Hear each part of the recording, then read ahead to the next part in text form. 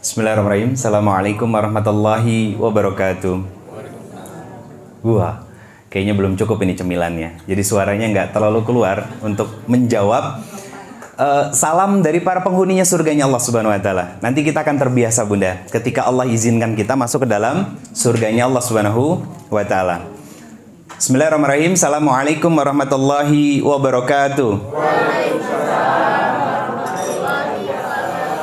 Amin ya rabbal alamin. Pertama-tama saya izin memperkenalkan diri. Nama saya Ridho Febri. Alhamdulillah betul yang disampaikan sama Mas Ronald. Saya tinggal di Bandung, Bunda. Dan alhamdulillah memang aktivitas saya sebagai seorang pendakwah di Bandung. Konsentrasi saya sekarang di dalam dunia dakwah itu sebetulnya lebih kepada Islamic parenting. Jadi saya berusaha untuk mengonsep materi sesuai dengan Al-Quran dan Sunnah. Tujuannya untuk menyelamatkan keluarga-keluarga muslim. Karena banyak suami istri hanya sebatas status. Nggak ada romansanya sama sekali. Karena bagi saya dan saya punya keyakinan bahwa ketika saya menyelamatkan keluarga-keluarga muslim, maka saya secara tidak langsung dengan izin Allah sedang menyelamatkan sebuah peradaban. Kenapa? Karena output dari keluarga adalah manusia. Siapa? Anak-anak kita. Yang pada akhirnya ini menjadi tugas besar untuk kita semuanya. Satu kehormatan bagi saya secara pribadi berada di depan dan di hadapan secara usia mayoritas usianya seperti usia orang tua saya. Saya nggak mau bilang senior, Pak. Takutnya nanti terlalu mendiskreditkan. Saya nggak mau. Semoga tidak mengurangi rasa hormat dari saya secara pribadi. Saya mohon izin untuk memulai menyampaikan sedikit sharing amanah dari Allah Subhanahu Wa Taala untuk kita semuanya. Bismillahirrahmanirrahim. Subhanallah wa bihamdi, subhanallahil azim, adada khalqihi, wa ridha nafsihi, wa zinata arsyihi, wa midada kalimatihi. Asyhadu alla ilaha illallah wa asyhadu anna Muhammadar Rasulullah. Allahumma shalli ala sayidina Muhammad. Assalamu alayka ya Rasulullah sallallahu alaihi wasallam wa ala alihi wa ashabihi wa man tabi'ahum bi ihsan ila yaumiddin. Rabbi a'udzubika min hamazati syayatin wa a'udzubika rabbi ayahdurun. Subhanaka la ilma lana illa ma 'allamtana innaka antal alimul hakim. Shadaqallahu lazim wa sadaqa Rasulullah sallallahu alaihi wasallam. Alhamdulillah, puja dan puji syukur kehadirat Allah Subhanahu wa taala. Di luar sedang hujan, momen yang sangat luar biasa, masih di awal-awal 1 Muharram, di tempat yang insya Allah penuh dengan keberkahan ini, Allah izinkan kita semua untuk berkumpul, bersilaturahim dalam kondisi yang sehat afiat. Tentu itu adalah karunia besar dari Allah Subhanahu Wa Taala untuk kita semuanya. Ucap syukur juga yang tak akan pernah putus dari kita atas nikmat iman yang Allah sematkan di dalam diri kita, sehingga kita bisa terus beraktivitas dalam ketaatan dan kecintaan kita kepada Allah dan Rasul-Nya. Salawat dan salam semoga terlimpah curah kepada Rasulullah Muhammad sallallahu alaihi wasallam, sosok yang sangat luar biasa menginginkan keselamatan bagi kita semuanya, sosok yang sangat sempurna kerinduannya, sosok yang sangat sempurna cintanya kepada kita semuanya. Semoga kerinduan cinta dan kesempurnaan cinta dan kesempurnaan kerinduan dari Rasulullah sallallahu alaihi wasallam bisa berbalaskan kesempurnaan ikhtiar kita dalam menjalani setiap syariat-syariat yang dibawa oleh Rasulullah Sallallahu Alaihi Wasallam. Karena Bunda, ayah sekalian, saya mohon izin untuk memanggilnya dengan sebutan itu.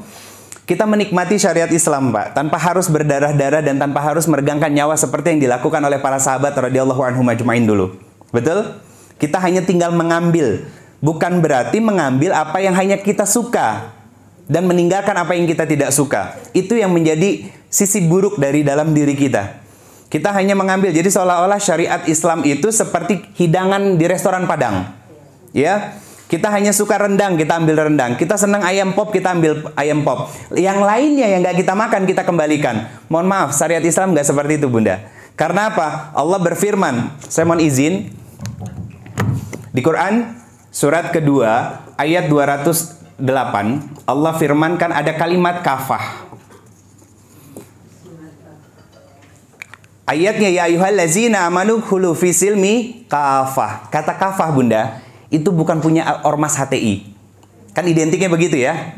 Enggak. Ini adalah kata yang difirmankan oleh Allah Subhanahu wa taala yang memang terdapat dalam Al-Qur'an. Apa perintahnya dari Allah Subhanahu wa taala? Kalimatnya diawali dengan kalimat ya ayyuhallazina amanu, yaitu orang-orang yang beriman.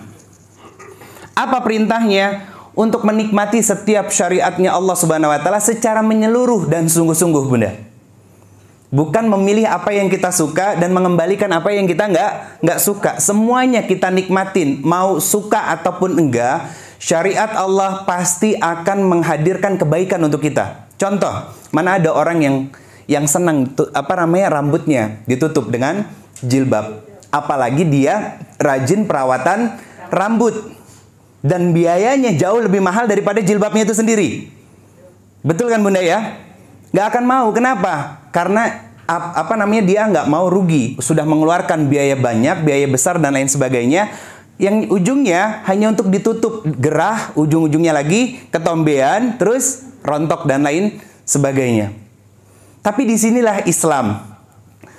Saya nggak akan ngebahas tentang pada poin itu lebih detail lagi. Kenapa? Sebetulnya bagi perempuan, shortcut kita menuju surganya Allah Subhanahu wa taala, poin pertama yang menjadi tolak ukurnya adalah kemampuan seorang wanita untuk taat kepada Allah lewat syariat menutup auratnya. Ada dua dalilnya. Satu di Quran surat ke-24 ayat 31, sebutannya adalah khimar, kerudung.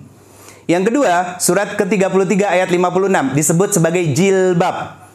Posisinya, derajatnya berbeda Bunda. Kalau yang surat ke-24 ayat 31 itu bisa dilakukan oleh siapapun, termasuk mohon maaf ibu-ibu sosialita yang jilbabnya cuma dicantolin doang. Iya kan? Identiknya kan seperti itu, mohon maaf ya Bunda ya. Apakah itu taat sama Allah sudah lebih baik daripada nggak sama sekali? Tapi mohon maaf, ayatnya surat ke-24 ayat 31 ini kata Allah Subhanahu wa taala, wa qulil mu'minat, katakan kepada wanita yang di dalam dadanya punya iman. Apa perintahnya? Bagian akhir dari ayatnya ada kata khimar. Artinya apa? Pakai kerudungnya. Terus apa kaitannya dengan surat ke-33 ayat ke-56?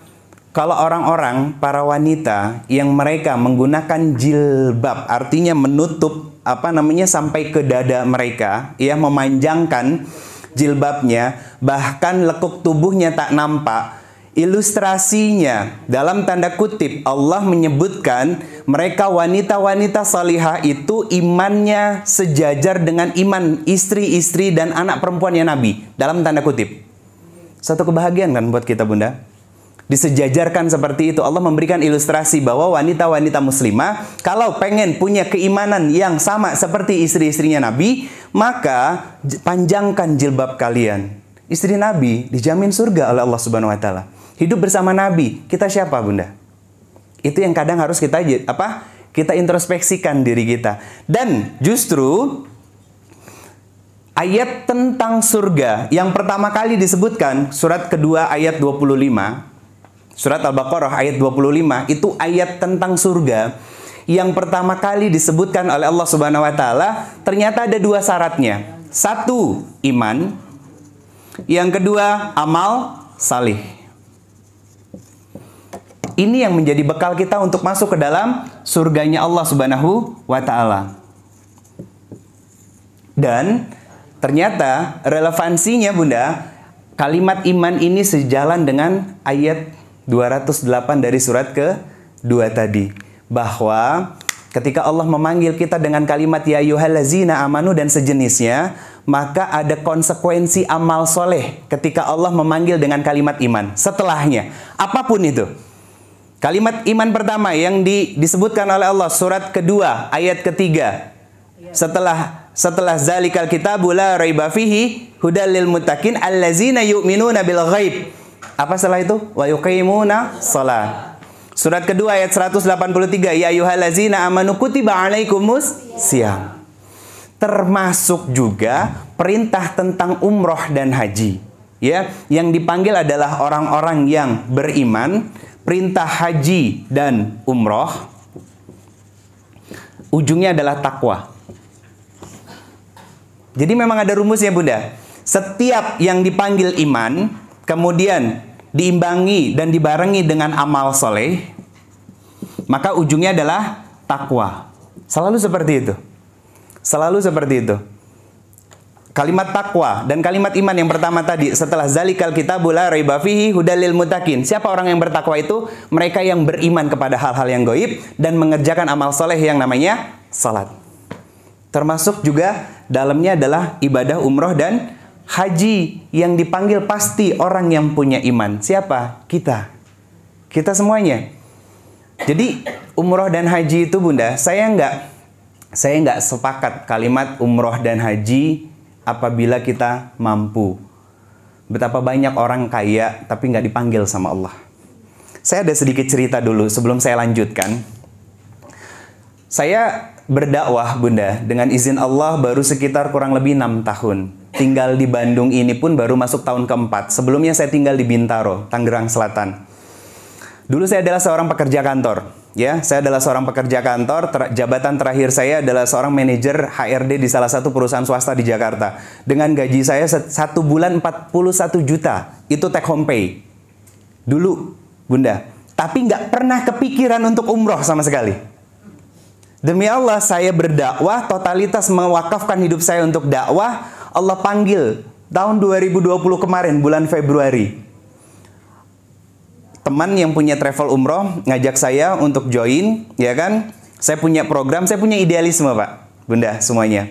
Apa idealisme saya? Saya nggak mau ketika saya diamanahi jamaah, umrohnya itu hanya sekedar pindah tidur, pindah ritual ibadah, pindah makan, pindah selfie, pindah belanja. Kan itu yang sering terjadi, ya enggak? Kenapa? Karena saya berpikir bahwa saya akan dihisap oleh Allah Subhanahu wa Ta'ala. Maka saya menyodorkan program. Apa? Programnya saya, alhamdulillah atas izin Allah, diamanahi 76 jamaah waktu itu, 60% khatam 1 kali Al-Quran. Selama 9 hari Bunda. 9 hari, 60% itu khatam 1 kali Al-Quran. Hal yang mustahil bisa kita lakukan ketika di Indonesia. Ini komitmen.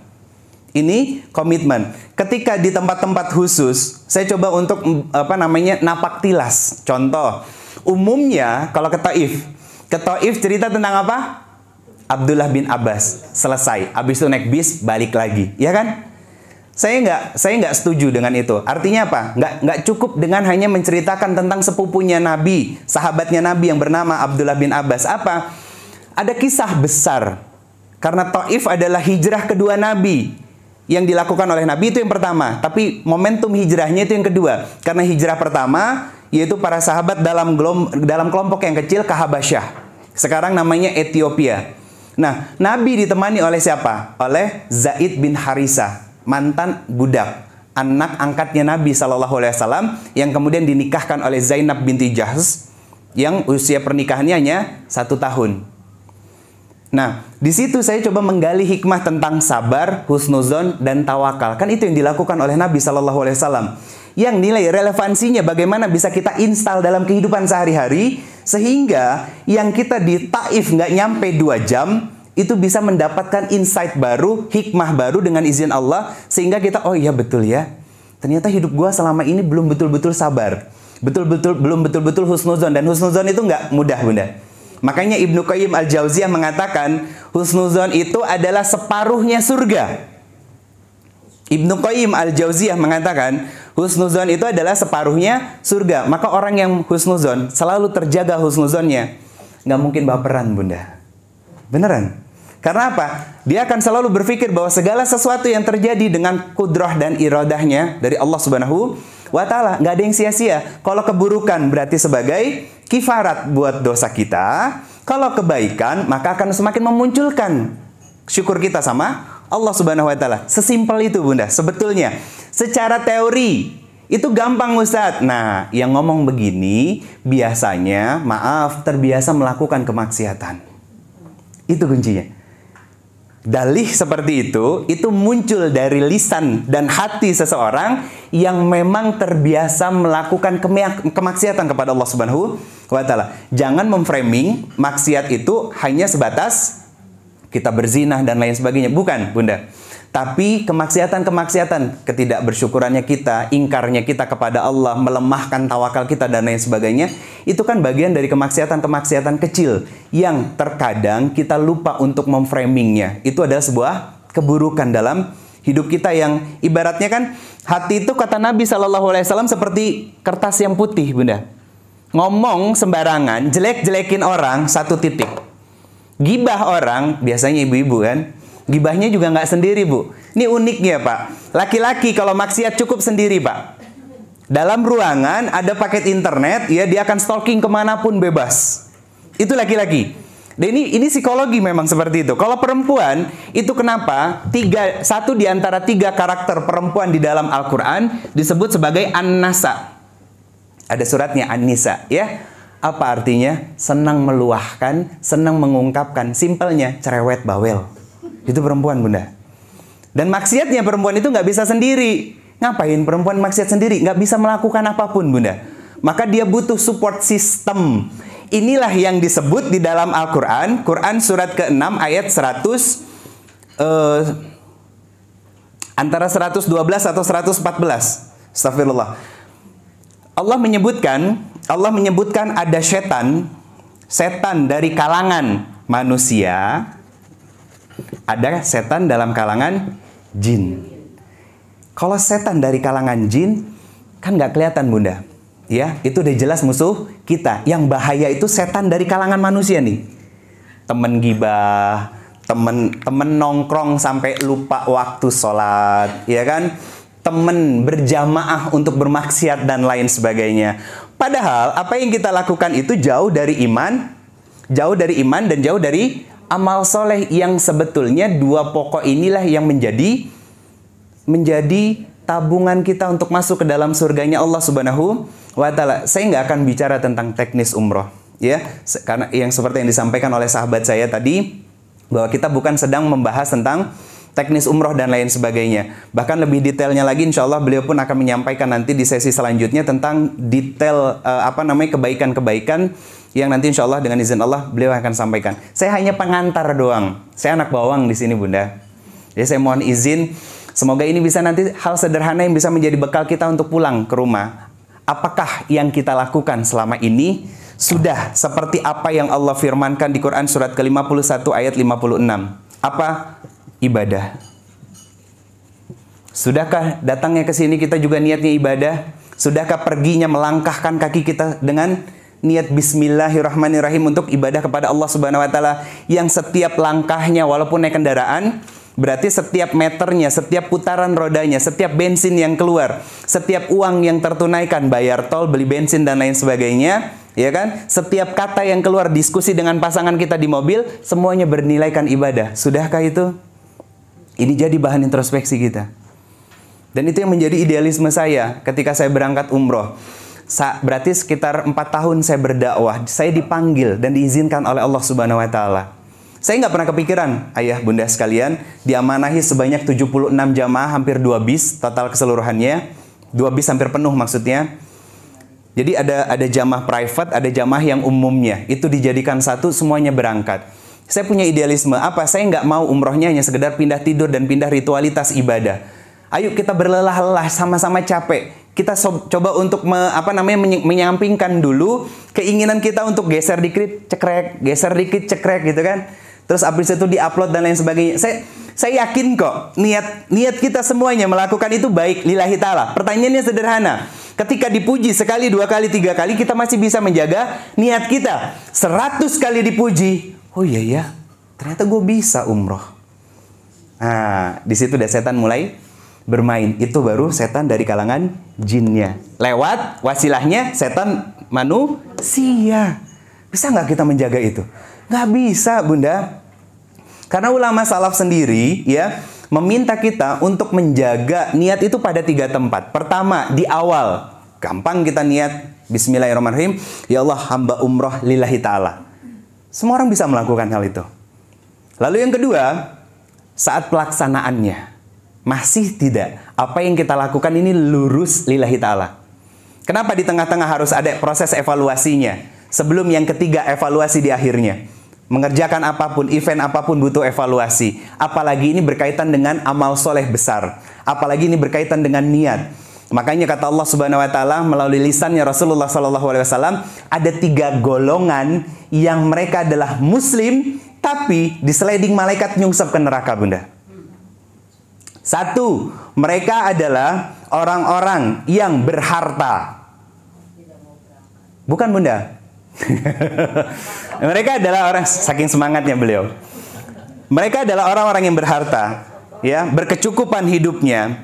Dia sedekah ke sana sini, ya, kemudian berhadapan dengan Allah, ditanya oleh Allah, harta yang aku berikan untuk apa?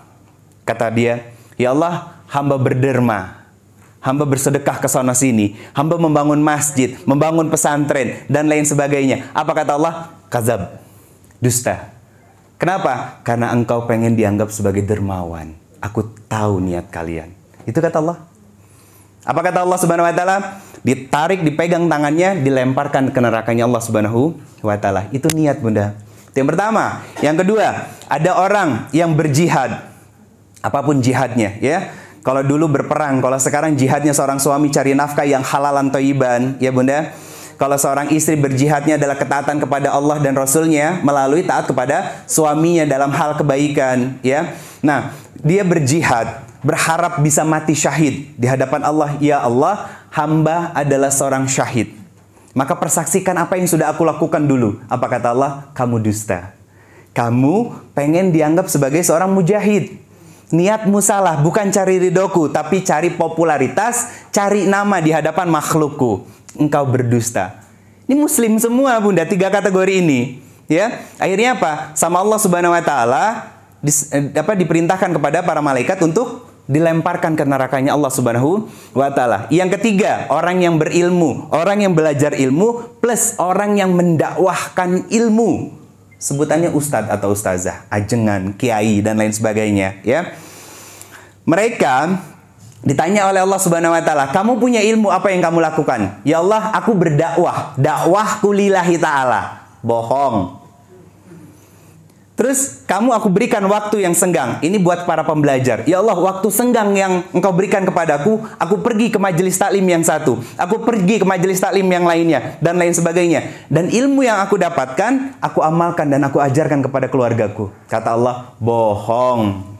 Kenapa? Karena kamu pengen dianggap, kalian pengen dianggap sebagai orang yang salih, orang yang berilmu, orang yang baik. Dengan ilmu yang kamu miliki. Kemana tempatnya? Kemana pulangnya? Neraka, Bunda. Sampai sebegitunya niat. Karena niat yang memang mudah untuk bergeser posisinya, Bunda. Sampai ulama salaf mengingatkan kita untuk menjaga niat pada 3 tempat tadi, di awal, di tengah, dan di akhir. Kenapa harus ada di akhir? Karena kita bisa mengevaluasi diri kita. Sama datangnya kita seperti ini, silaturahim. Kalau niatnya kita orientasinya adalah dunia dan cuan, maka itu yang akan kita dapatkan. Ini hadis pertama dalam kitab Riyadhus Shalihin, ya kan? Innamal a'malu binniyat wa innamal likulli man nawa. Bahwa segala sesuatu itu tergantung dari niatnya. Apa yang kita niatkan itu yang akan kita dapat. Bahkan ayat niat ini berkaitan dengan hijrah, Bunda. Artinya ada aktivitas yang bisa kita lakukan. Kalau niatnya bukan karena Allah, itu yang bakal kita dapatkan. Tapi kalau niatnya karena Allah, kalau bahasa orang bijaknya kan, ketika kita sungguh-sungguh mendekatkan diri kita kepada Allah, mengejar akhirat, maka dunia akan ikut di belakang kita. Jangan sampai kita berjibaku dengan dunia sampai mengabaikan urusan akhirat kita. Itu yang sering terjadi dalam kehidupan kita. Ya kan, Bunda? Mengukur ketika melakukan sesuatu. Contoh, saya sedekah 1 juta, dalam hati mikir dibalas minimal 10 kali, berarti 10 juta, bahkan maksimal sampai 700 kali, berarti sekitar 700 juta dan lain sebagainya. Nggak seperti itu, Bunda. Boleh, betul, boleh kita berharap kebaikan dari kebaikan yang kita lakukan, ya. Boleh, itu sangat boleh. Karena apa? Karena kita berharapnya sama Allah. Tapi kalau menghitung-hitung itu seolah-olah itu yang akan kita dapatkan, maka itu adalah keburukan bagi kita. Kenapa? Jadi gini, mohon maaf ayah bunda sekalian yang sholat dirahmati Allah Subhanahu wa taala. Karena apa? Bisa jadi kita sedekah 1 juta, akumulasi secara keseluruhan total 700 juta balasan dari Allah Subhanahu wa taala, maka itu Allah berikannya nggak langsung dalam bentuk uang cash. Badan kita sehat, itu rizki dari Allah yang nggak bisa dinominalkan. Coba, kalau udah masuk rumah sakit, berapa puluh juta harus keluar? Jantung, ya kan? Stroke, ya kan? Dan lain sebagainya. Maka kata Rasulullah SAW, betul kan, menolak bala lewat bersedekah. Anak yang pintar, anak yang sehat, keluarga yang harmonis, keluarga yang sakinah, mawaddah, dan rahmah, dan lain sebagainya. Maka inilah yang disebut sebagai amal soleh yang kita lakukan berdasarkan keimanan kita kepada Allah Subhanahu wa Ta'ala. Maka pada bagian terakhir, apa sih yang harus kita lakukan sehingga iman yang sudah Allah amanahkan ini, ya, itu menjadi pondasi paling kokoh untuk kita melakukan semua amal soleh, termasuk ibadah umroh dan haji. Yang pertama adalah tentu tentang ilmu. Perlu, Bunda, kita mau berangkat umroh, bukan hanya sekedar berangkat, tapi kita juga harus mengilmui diri tentang rukun dan syarat umroh. Itu pasti dibahas, ya kan? Yang paling penting adalah ada apa di tanah haram ini, ada apa di Mekah, ada apa di Madinah, gitu. Nah, para ayah bunda sekalian, insya Allah dirahmati oleh Subhanahu wa Ta'ala, itu kenapa pentingnya memilih travel umroh itu bukan karena sosok public figurnya, ya, bukan karena fasilitasnya, ya, bukan karena pesawatnya, hotel, dan lain sebagainya. Ini yang terkadang jadi sesuatu yang meresahkan bagi masyarakat Indonesia. Kalau pesawatnya nggak Garuda, nggak berangkat. Kalau nggak Saudi, nggak berangkat. Kalau hotelnya nggak bintang 4, nggak bintang 5, nggak berangkat. Padahal Nabi SAW dulu itu berkemah di sekitar Masjidil Haram. Artinya apa? Kita coba untuk menghadirkan sisi napaktilas dengan kesederhanaan kita saat kita berangkat umroh. Yang paling penting adalah ketika pulang umroh, kita jadi orang-orang yang baru, Bunda. Bukan pulang umroh, jilbabnya dibuka lagi. Sayang-sayang duit 30 juta kan. Kalau ternyata pulang umroh, jilbabnya dibuka lagi. Ngapain aja selama 9 hari? Betul nggak? Makanya, ini sesuatu yang kadang saya suka sedih, Bunda. Makanya, saya sedihnya kenapa?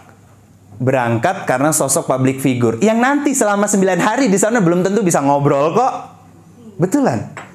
Belum tentu bisa ngobrol nanti. Yang paling penting adalah ketika kita berangkat umroh, lihat programnya, Bunda. Contoh di Mekah. Mekah ada makam namanya Ma'la, ya. Di situ istirahat Sayyidatina Khadijah, istri dari Rasulullah Muhammad SAW. Bagaimana seorang ustadz pembimbing itu meng-create program bagaimana menjadi sosok Khadijah zaman now. Nah, itu, Bunda. Kenapa? Maksudnya gimana? Bagaimana menjadi seorang istri setenang Khadijah. Allahu Akbar. Kalimat, nah, saya coba breakdown dulu sebentar. Ada kalimat litas kunu di dalam Al-Quran. Ada 4 tempat, Bunda. Kalimat litas kunu ini artinya ketenangan, ketentraman. Di dalam Al-Quran 4 kata litas kunu, yang 3 itu menggambarkan tentang malam. Artinya apa? Malam adalah momentum untuk kita bisa beristirahat. Allah hadirkan ketenangan lewat malam. 1 kata litas kunu itu ke perempuan, wanita, atau seorang istri. Dalilnya Quran surat ke-30 ayat 21 tentang tujuan pernikahan. Artinya apa? Bagaimana kita seorang wanita bisa memiliki personality, kepribadian, secerewet apapun kita, tapi saat menghadapi ujian dan mendampingi suami kita, kita bisa menjadi wanita setenang malam. Seperti seorang Khadijah. Nah, itu kan program, Bunda. Ya kan? Disampaikan bagaimana sosok Khadijah, Nabi yang datang dalam kondisi yang takutnya luar biasa, mengetuk pintu, baru dibuka pintunya, separuh rasa takut dan khawatir gelisahnya Rasulullah SAW hilang. Gimana dengan kita, Bunda? Para istri, suami pulang, capek, buka pintu, ngelihat muka kita, horor, atau justru separuh masalahnya hilang. Kan itu jadi PR besar, ya?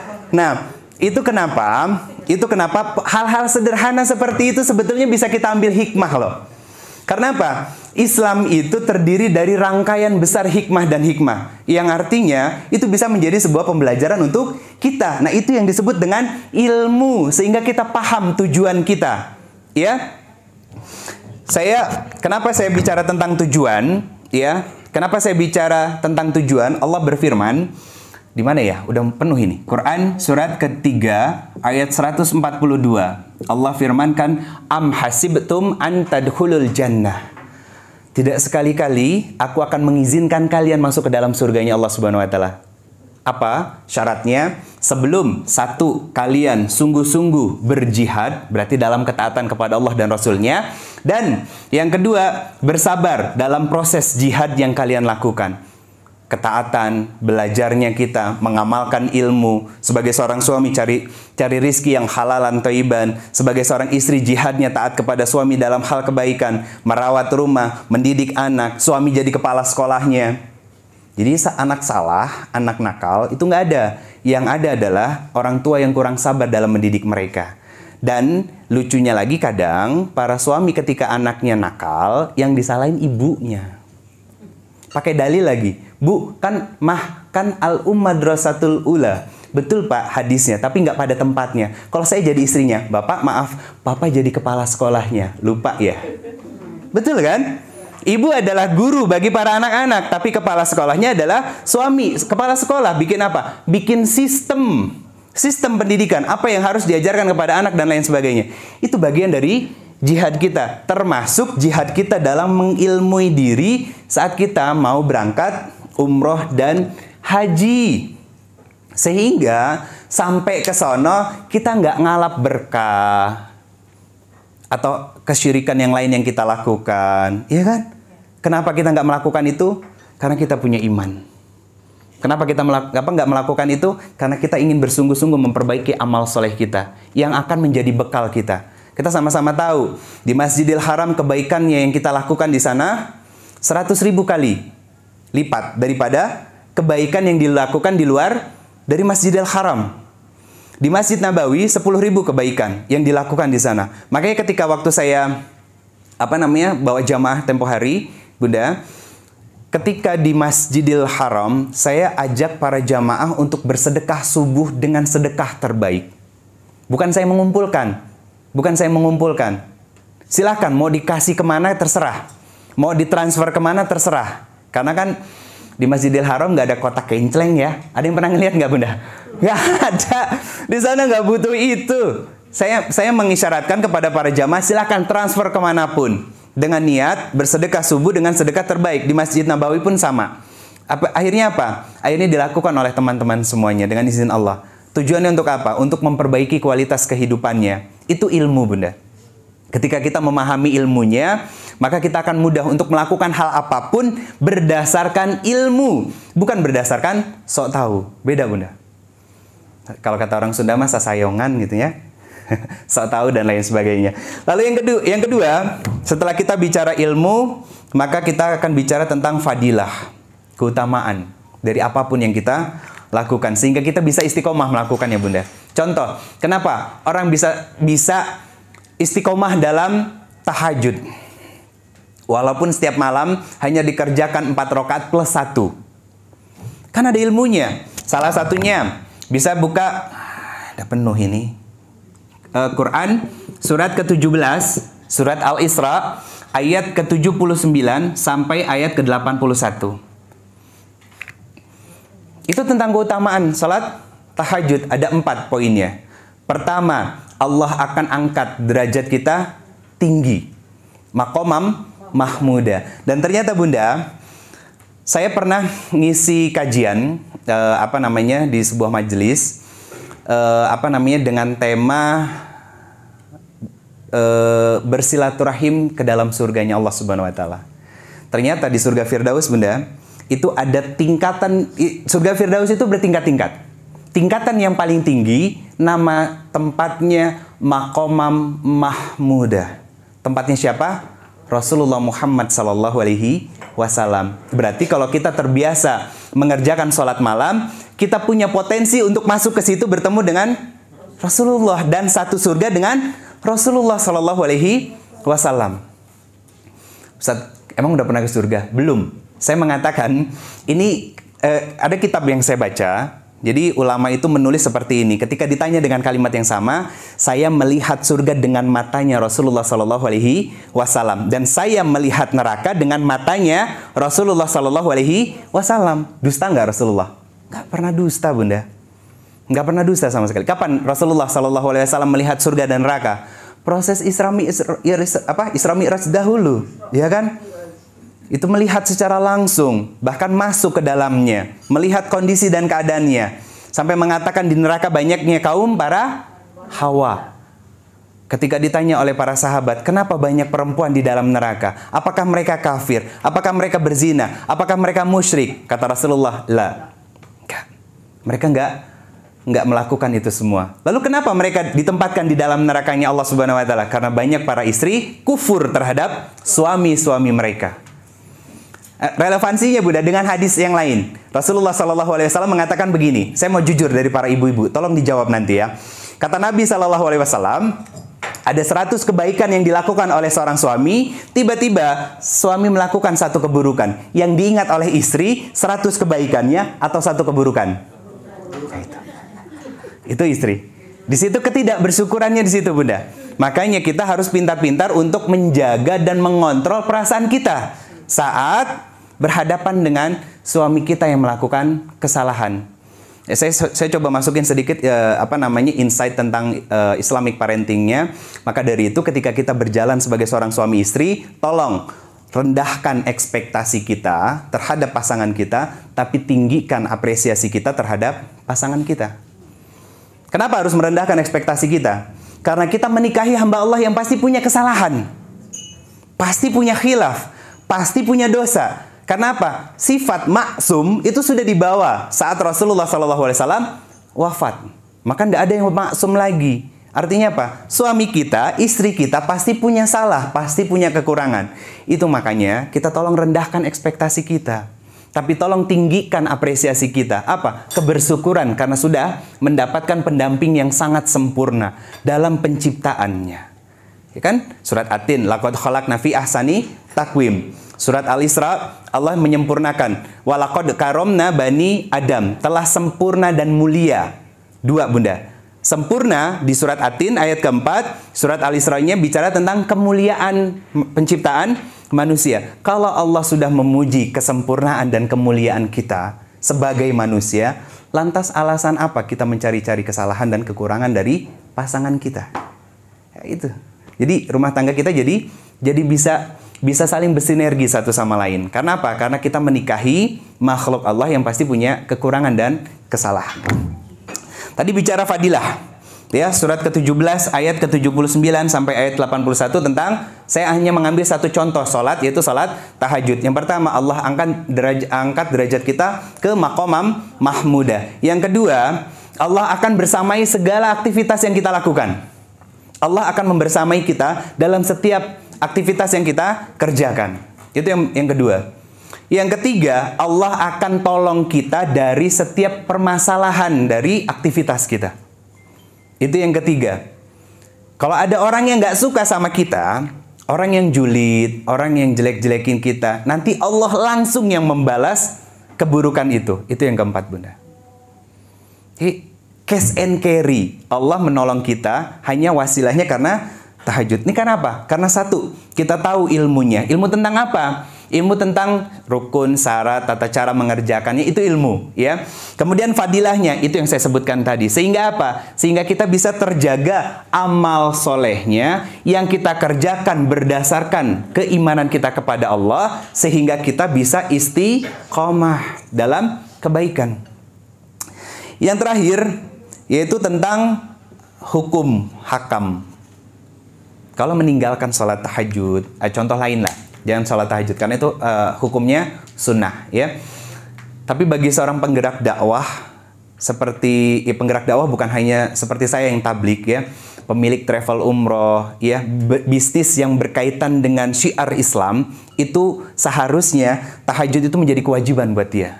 Kenapa? Karena persaingannya, mending kalau kita bermusuhan secara kasat mata. Ini kadang permusuhannya nggak kasat mata.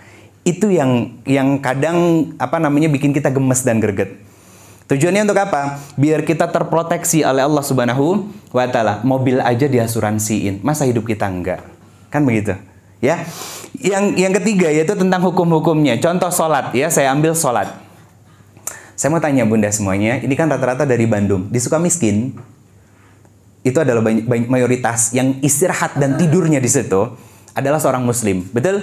Mereka sholat. Sholat betul sholat? Sholat. Tapi kenapa mereka korupsi? Iya. Hah? Kenapa Bunda? Oh, setan mengganggu. Imannya lemah. Ada lagi? Orang sengsara. Oh, butuh uang berarti. Padahal udah kaya gitu kan. Mantan menteri agama pun istirahatnya di sana. Beberapa mantan pejabat negara juga istirahatnya di sana gitu kan. Kurang kaya apa mereka? Intinya kurang bersyukur. Kenapa mereka yang sholat masih suka ngomongin orang? Ayo. Kenapa? Ini saya akan membahas tentang keburukan kalau seandainya kita meninggalkan itu, ya. Tapi poinnya bukan pada sholatnya, tapi tentang kenapa ada orang yang sholat tapi masih melakukan kemaksiatan, ngomongin orang, jelek-jelekin orang, gitu kan? Pulang kajian ya, pulang duduk kajian, pulang nyimak materi dan lain sebagainya, pulang bergerombol, ustadznya diomongin. Kan itu sering terjadi. Iya, ustadznya juga diomongin. Gitu. Ya alhamdulillah sih kalau yang diomonginnya baik gitu kan. Yang bahaya kalau yang diomongin adalah keburukan gitu. Berarti kita ini saya pernah sahabat Zaid bin Sabit adalah ahli bahasanya Rasulullah Shallallahu Alaihi Wasallam. Ketika berkumpul dengan para sahabat yang nggak punya rumah, mereka tinggalnya dulu di Masjid Nabawi di bagian selasar belakang dulu, Bunda. Bukan Masjid Nabawi sekarang. Saya istilahnya belum ketemu nih, masih di ujung lidah, makanya saya coba deskripsikan. Jadi lagi berkumpul Zaid itu mengatakan kepada Zaid kurang lebih begini kalimatnya.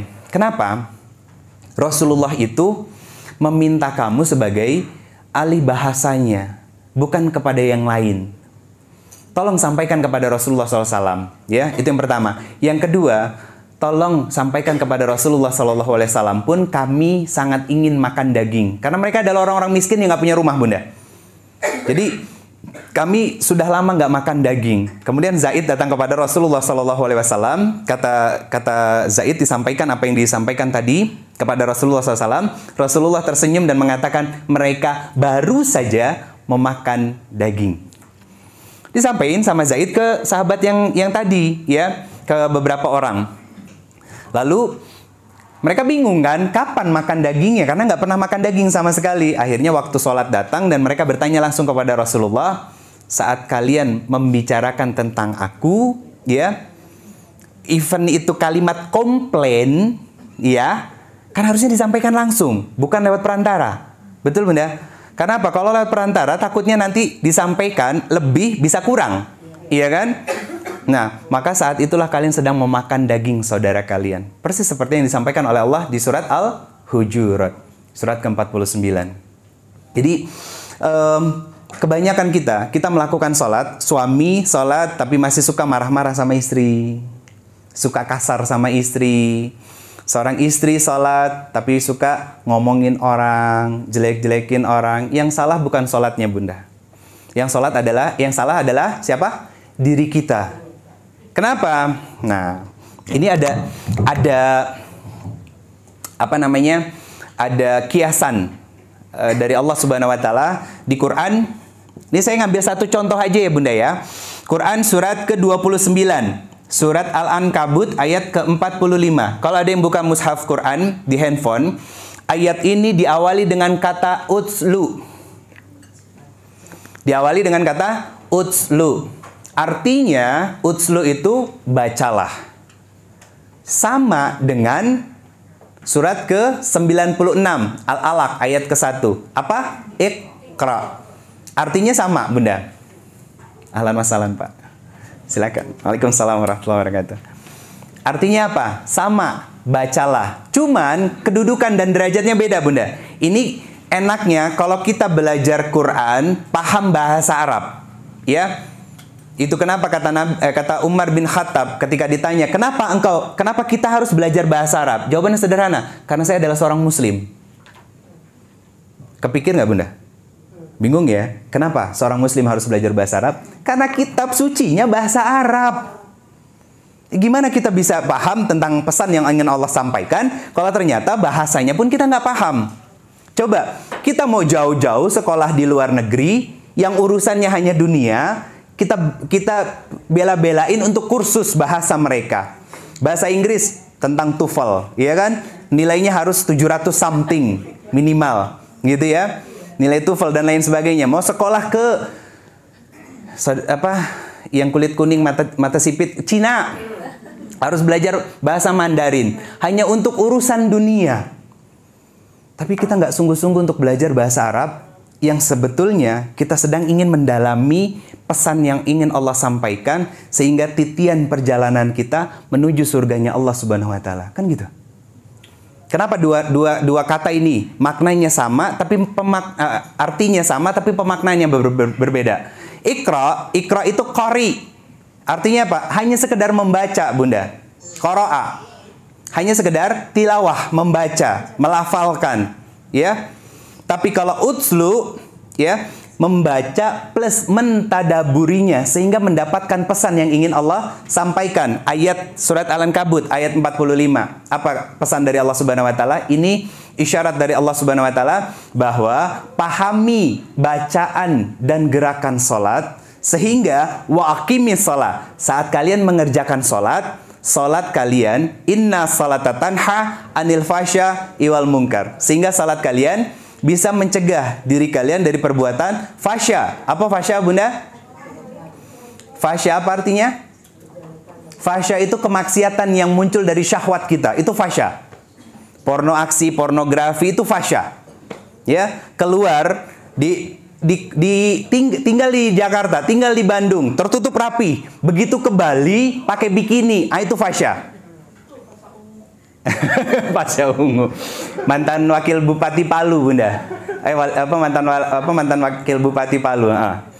Fasya itu adalah kejahatan yang muncul dari syahwat kita. Korupsi itu fasya. Tapi ada nilai mungkarnya juga. Artinya apa? Zolim sama orang banyak. Korupsi dana bansos. Nah, itu fasya plus mungkar, ya. Satu paket lengkap itu. Terus lagi korupsi-korupsi yang lainnya lah dan lain sebagainya. Kenapa mereka sholat tapi tetap melakukan kemaksiatan? Karena mereka nggak paham dengan apa yang dibaca, Bunda. Nggak paham dengan apa yang dibaca. Maka sindiran selanjutnya dari Allah, Quran surat keempat ayat ke-43. Karena nggak paham dengan apa yang dibaca, sindiran selanjutnya Quran surat keempat ayat ke-43. Kata Allah Subhanahu wa taala, "Ya ayyuhallazina amanu la taqrabu shalah wa antum sukara hatta ta'lamuna taqulun." Hei orang yang beriman yang mengerjakan salat dengan keimanannya, jangan kerjakan salat kalian sedangkan kalian dalam kondisi mabuk. Orang mabuk kan nggak paham dengan apa yang diucapkannya, ya. Mirip nggak sama kita? Allahu Akbar, mulut komat kamit, pikiran kemana-mana, hatinya lalai.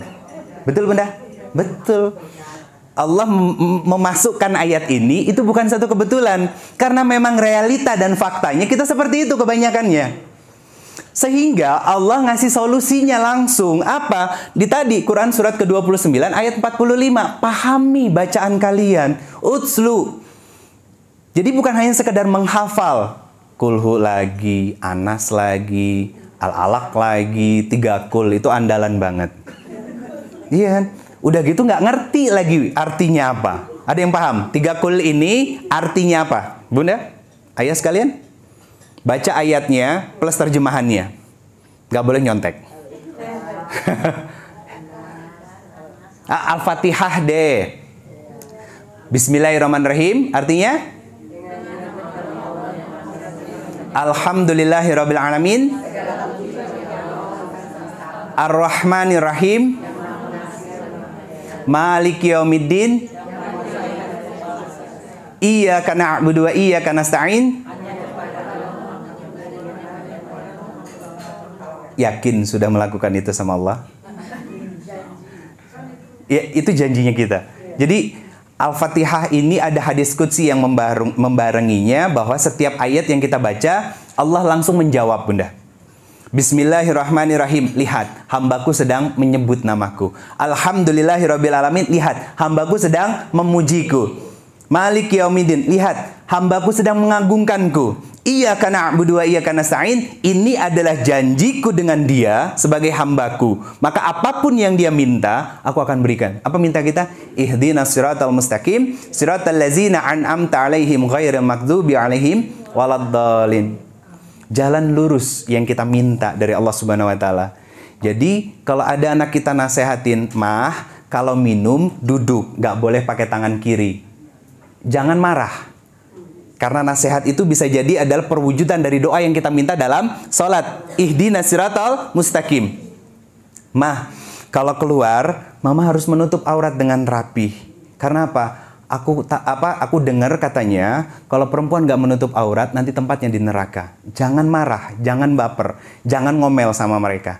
Kita dapat videonya video hoax, tiba-tiba kita sebar tanpa harus tabayun. Anak kita mengingatkan, "Mah, nggak boleh nyebar sesuatu yang belum jelas keasliannya, kebenarannya. Kenapa? Itu hoax, sesuatu yang buruk. Nanti apa? Ujungnya adalah kita masuk ke dalam nerakanya Allah Subhanahu wa taala. Kita sebagai orang tua, jangan baper, jangan ngomel, karena bisa jadi itu adalah perwujudan dari ihdinas siratal mustaqim yang kita minta. Karena apa? Jalan yang lurus yang Allah bentangkan, yang Allah berikan itu nggak selalu tek-plek, Bu, Pak. Tapi bisa jadi dari lisan-lisan orang-orang di sekitar kita untuk mengingatkan kita kembali lagi ke track yang seharusnya kita lalui. Sehingga apa yang kita lakukan semuanya, amal solehnya, landasannya adalah keimanan kita. Sehingga semoga karena yang kita lakukan landasannya adalah keimanan, semoga kita dipanggil oleh Allah Subhanahu wa taala sebagai hamba yang bertakwa. Sehingga karena ketakwaan kita inilah kita pantas untuk masuk ke dalam surganya Allah Subhanahu wa taala. Dalilnya Quran surat ketiga ayat 133 134 bahwa Allah membentangkan surga yang luasnya langit dan bumi hanya untuk orang-orang yang bertakwa. Ayatnya panjang, tapi saya coba untuk menyederhanakan. Siapa mereka? Mereka adalah orang yang saling memaafkan dan meminta maaf ketika melakukan salah. Bahkan awalnya ayat ini diawali dengan kalimat wasari'u ila magfiratim mir rabbikum. Bersegeralah, berlarilah pada permohonan ampun dan pertaubatan kepada Allah Subhanahu wa taala. Karena Allah sudah menyediakan surga yang luasnya langit dan bumi buat orang yang menginfakkan hartanya di saat lapang maupun sempit, yang saling memaafkan dan juga meminta maaf saat melakukan kesalahan dan lain sebagainya. Semoga Allah karuniakan itu kepada kita semuanya. Para bunda di sini, saya menatap wajah-wajah ahli surganya Allah Subhanahu wa taala. Tentu itu semua nggak cukup dengan amin, tapi ada bentuk realisasi dari keimanan kita sebagai sebuah konsekuensi sebagai hamba yang beriman, yaitu melakukan amal soleh sebanyak mungkin dan menjaga niatnya untuk senantiasa lillahi ta'ala. Allahu a'lam bishawab. Mohon maaf lahir dan batin. Ayah bunda sekalian, kalau ada kata-kata yang kurang berkenan, saya masih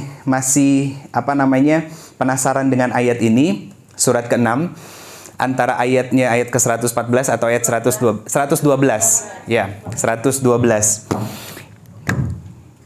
Karena belum tuntas, makanya hati saya gelisah bunda. Alhamdulillah, jazakumullah khairan kasir sudah dikoreksi. Ya, ini menggambarkan bahwa saya manusia biasa yang banyak kekurangan dan kesalahannya. Alafu minkum, mohon maaf lahir dan batin bunda dan ayah sekalian. Kalau ada kata-kata saya yang kurang berkenan, semoga bisa silaturahim di lain kesempatan. Hadanallahu wa yakum ajma'in. Assalamualaikum warahmatullahi wabarakatuh.